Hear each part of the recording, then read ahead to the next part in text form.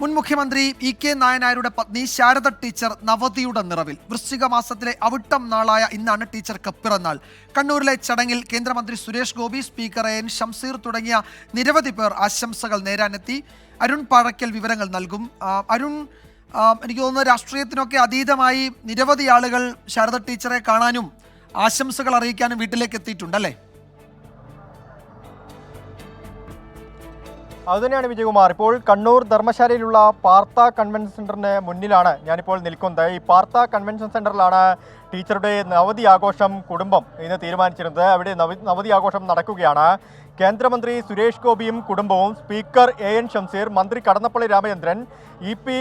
ജയരാജൻ ഉൾപ്പെടെയുള്ള രാഷ്ട്രീയ രംഗത്തെ നിരവധി പ്രമുഖർ ഇവിടേക്ക് എത്തിയിരുന്നു. സിനിമാ മേഖലയിലെ ആളുകൾ എത്തിയിട്ടുണ്ട്. അങ്ങനെ സാമൂഹ്യ സാംസ്കാരിക രാഷ്ട്രീയ രംഗത്തെ നിരവധി ആളുകൾ ടീച്ചർക്ക്, ശാരദ ടീച്ചർക്ക്, കേരളത്തിൻ്റെ പ്രിയപ്പെട്ട ടീച്ചർക്ക് ഈ നവതി ആശംസകൾ അറിയിക്കുന്നതിന് വേണ്ടി, ടീച്ചറെ ആദരമർപ്പിക്കുന്നതിന് വേണ്ടി ഇവിടേക്ക് എത്തിച്ചേർന്നിട്ടുണ്ട്. ഇപ്പോഴും നവതി ആഘോഷം ഇവിടെ പുരോഗമിക്കുകയാണ്. നിരവധി ആളുകൾ, ഒട്ടേറെ ആളുകൾ ഇങ്ങോട്ടേക്ക് ഈ പാർത്ത കൺവെൻഷൻ സെൻറ്ററിലേക്ക് എത്തുന്നുണ്ട്. ടീച്ചറുടെ മറുപടി പ്രസംഗം മാത്രമാണ് ഇനി ബാക്കിയുള്ളത്. മറ്റുള്ള ചടങ്ങുകളെല്ലാം തന്നെ കഴിഞ്ഞിട്ടുണ്ട്. സുരേഷ് ഗോപി ഉൾപ്പെടെയുള്ള ആളുകൾ ഇവിടെ ടീച്ചറെ ആദരിച്ചുകൊണ്ട് സംസാരിച്ചിരുന്നു.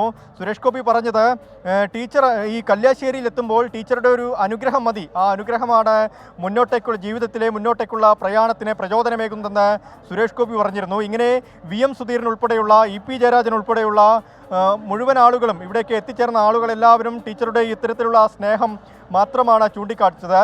ടീച്ചറും നേരത്തെ സൂചിപ്പിച്ചത്, മക്കളെയും കൊച്ചുമക്കളെയും ഒക്കെ ചേർത്ത് പിടിച്ചുകൊണ്ട് സൂചിപ്പിച്ചത്, ഇങ്ങനെ ലോകത്തെ എന്നും സ്നേഹിച്ചുകൊണ്ട് ഈ ജീവിതം മുന്നോട്ട് കൊണ്ടുപോകാനാണ് എൻ്റെ എക്കാലത്തെയും പ്രാർത്ഥന എന്ന ടീച്ചറും നേരത്തെ ചൂണ്ടിക്കാട്ടിയിരുന്നു. എന്തായാലും ഈ നവതി ആഘോഷം, കേരളത്തിൻ്റെ പ്രിയപ്പെട്ട ടീച്ചറുടെ നവതി ആഘോഷം ഇപ്പോഴും പുരോഗമിച്ചുകൊണ്ടിരിക്കുകയാണ് വിജയകുമാർ.